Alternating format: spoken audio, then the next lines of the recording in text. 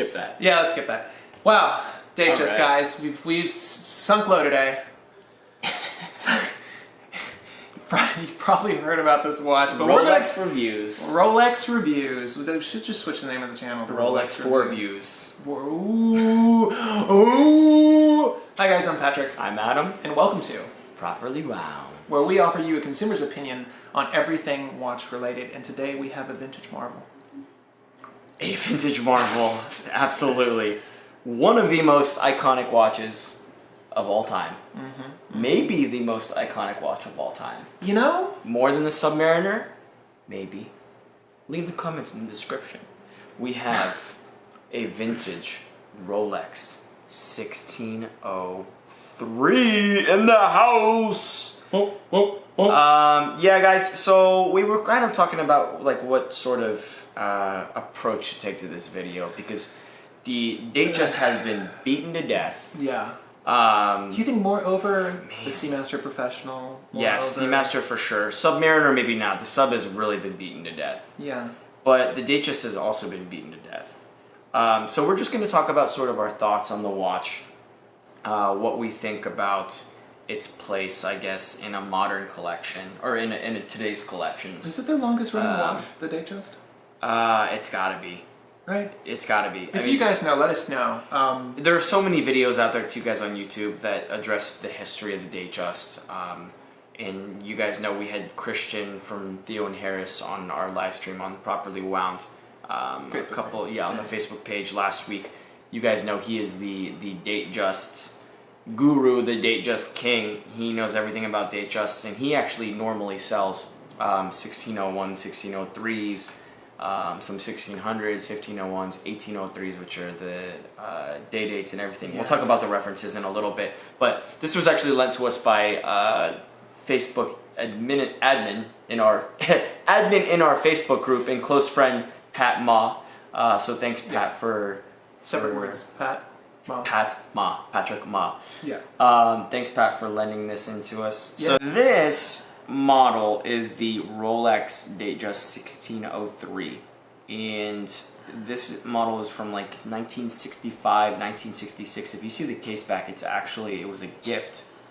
You can see 1966 right on the bottom, and Patrick let us know that the serial number links this to right around that exact time as well. So you can see the case back there, typical 25 roller. years in Alaska steamship company. Crazy, right? Yeah, I'm surprised. They don't give Rolexes anymore. No. In the 90s, a lot of companies just started going Tudor. Like, remember that IBM Rolex? Now they get a Garmin watch. Yeah, right. Seriously. Anyways, guys, so this is the 1603, and the reason it's designated 1603 is it has that engine turn bezel that you can see there, which is pretty awesome.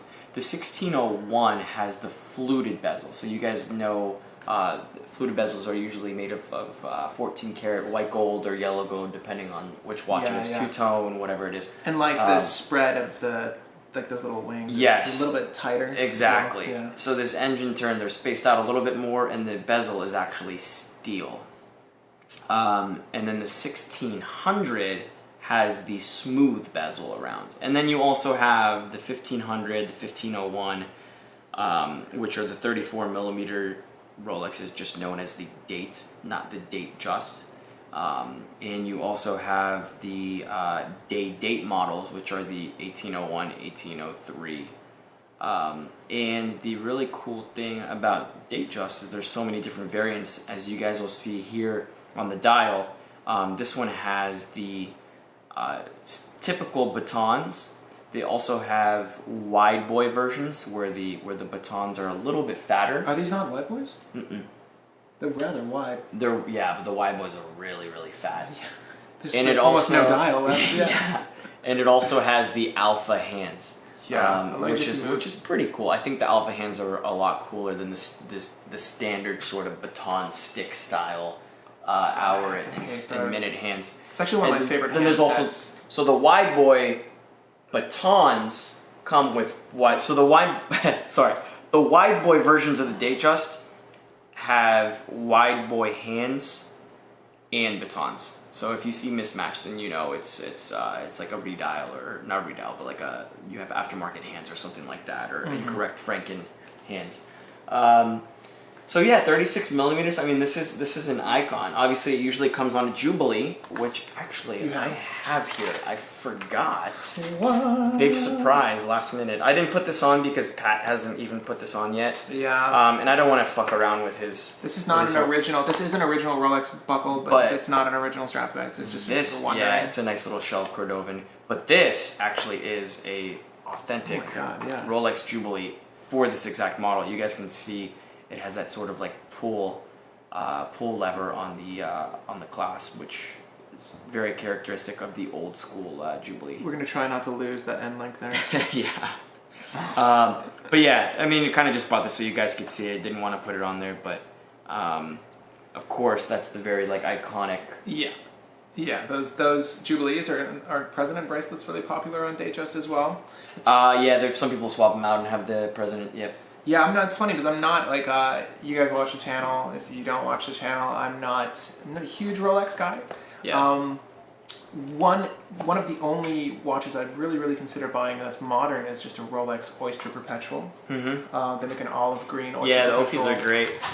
I like the gray dial ones too. Yeah. Those are They're awesome. just beautiful. Like if you just want a time-telling device, that's beautiful. It has like pseudo-classic proportions, but it's a very good modern interpretation of the Oyster Perpetual. Mm-hmm. And the Datejust is arguably, the day dates are great too, but these Datejust are just infinitely popular. They're sold it's probably the most sold Rolex. And more attainable, because the day dates only come in precious metals, so it's like it's not everyone can afford a yellow gold day date Rolex. Well, what do these typically market for, these guys? So I think a pretty good condition Rolex, depending on if you're getting a head only or with a bracelet. Anywhere from like $2,500 to $3,500, I think is a fair price for a pretty good condition one. And that's of course depending on what type of dial it has, because there are some dials and handset styles that are rarer than others, some two-tone combinations with certain dials, blue dials, silver dials, black dials, enamel dials, Buckley dials. There's the infinite amount of combinations. And even back in the 60s, there was that much variation? 60s, 70s is where they all sort of shine through. So this is where we deviate a little bit from our normal reviews, because obviously the Datejust is a popular watch and a lovely watch, and all these older Datejusts have the same proportions, the same, I guess we can knock that out of the way right now too if you guys don't know. You want to do these proportions for them? Oh, I mean 20 millimeter lug width, which is very standard for a lot of Rolex watches of this time period, and it's classic 36 millimeter size. Yeah. Yeah, so it's clear that the Datejust is here to stay. They've been making the watch for so long, and there's such a following for this particular watch. The thing is, there's so many different dial arrangements and configurations for this particular piece amongst the day dates and just the Datejust themselves. That because of its size, if you're a modern gentleman that can get away with the 36, it's really kind of the perfect one and only watch. Yeah. And there's so much variation that you sort of just pick your flavor between the different bezel arrangements and obviously the dial configurations, like you were mentioning earlier. But so how do you fit into your collection? There is also the 36 millimeter Rolex Explorer. This is true. Which I honestly would probably pick every single time over a Datejust. I think it's just a little bit more modern, more robust feeling, even though the Oyster cases are almost identical. More robust feeling, more robust looking, kind of daily 36 millimeter Rolex. The Explorer is just, I think it looks better, and I just feel, even though it's maybe not technically suited better to any task, because it also is just a screw down 100 millimeter or 100 meter water resistant watch. That's just the one I prefer. One thing to note, this is 100 meter water resistant too, though. It is, yeah. Oyster. Yeah, exactly. The one thing that I should note though is that to the old school Datejust, there are so many Frankens, so many handsets, so many dials swapped that you really need to go to a trusted dealer or do a crap ton of research yourself to know that you're getting a legitimate legitimate Datejust. If you're going the vintage route, even with the newer ones, you can easily swap dials around. And if you don't care, then whatever, you know. Yeah. But well, that's something Christian was talking about too. Like Yeah. it's so hard retailing in vintage. Rolex, particularly with Datejust, is that's sort of his bread and butter over on the channel. He does like to get a lot of Datejust in.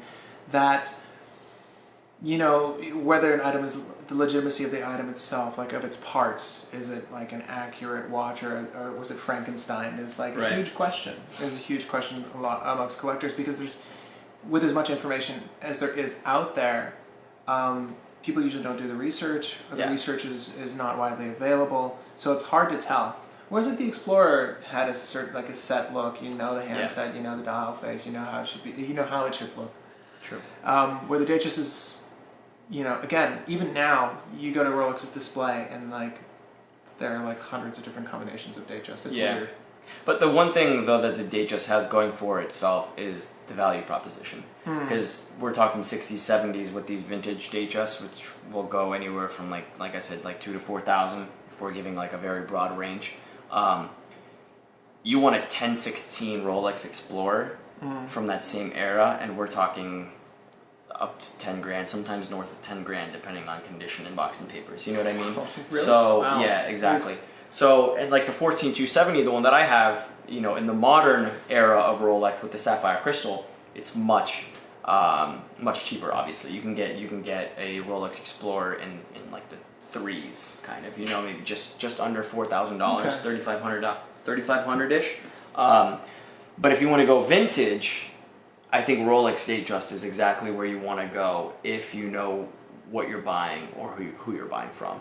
Yeah, guys, like if you're interested in getting into Rolex at all, like this is a good like value for money. Yeah, absolutely. As you're saying. Yeah. Because like, you know, it's the same case as the Explorer from that generation. I'm assuming. I mean, it's got the holes case on the side, the same proportions. It's probably identical. Yeah. I mean, the only difference being that it has a date complication. Yeah, the bezel, the crystal, and the dial really are probably the biggest things there. And it's the abundance of these that sort of reduces the price. It's just, you know, the fact that the market's saturated with so many fakes and or Franken watches. It's hard to tell if you're getting a, you know, honest to good Datejust. Yeah. You know? But that is true though. I mean, you're getting. The reason I say value for money is because you're getting such an iconic Rolex for such a relatively affordable price. You know, and that's the question I was thinking at the beginning of this video. I was like, is this? I think this is arguably Rolex's most iconic watch. Yeah. You know, because it was a gift to many people. It was like the first Rolex for many people. Mm-hmm.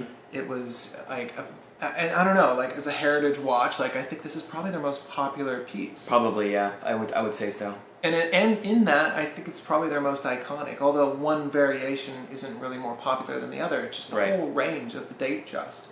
You know, just with that added complication and the Cyclops on the side, it's very beautiful. It has classic. It's a classic design. It's one of those things that you just can't not like. Mm-hmm.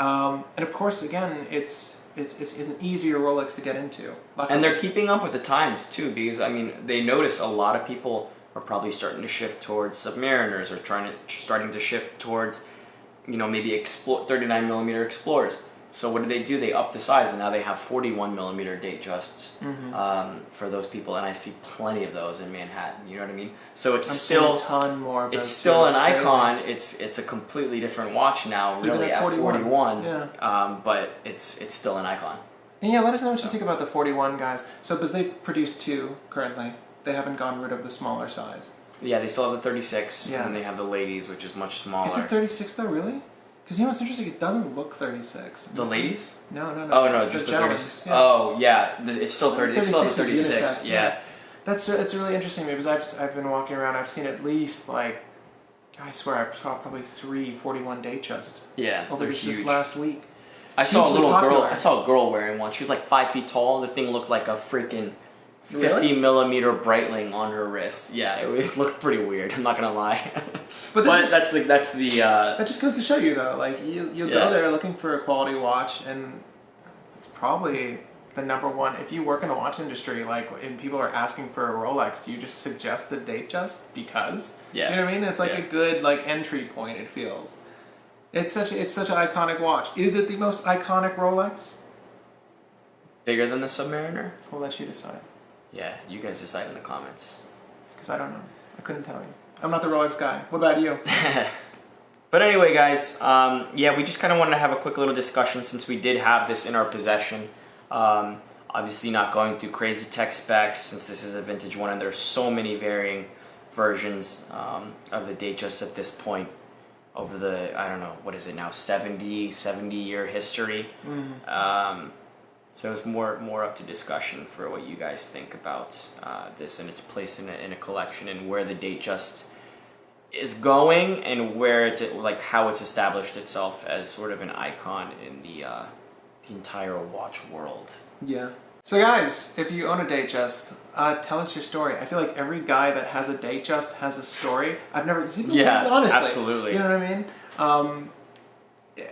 Whether it's your first watch or your grandpa's watch or your dad's watch, there's something. Whatever that situation something. was. Yeah, let us know. Like, if you believe that the Datejust is either piece of like one of the most iconic Swiss watches ever made, or if it's important to you, let us know in the comments section down below if you own a Datejust or are looking to get one.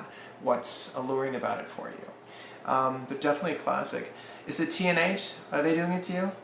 And all those videos and all those rants that are getting you excited? I don't know. Let us know in the comment section down below, though. If you like this video, feel free to hit that like button. You likely like Rolex if you like this video. Maybe yes, maybe no. If you dislike it, there's a button for that too, and that is okay. Guys, if you've been a long-time watcher of the channel, I'm going to encourage you to subscribe. There is a logo of ours right down there, just near Adam's left arm. It says PW. If you click that, you can subscribe, or you can hit the subscribe button down below as well, and that works just fine. Check out Everything Possible, guys. Our Properly Wound website, Properly Wound Instagram, Properly Wound Facebook page. We're very active in there. Hopefully see you guys there soon. Catch you on the next one, guys. See ya.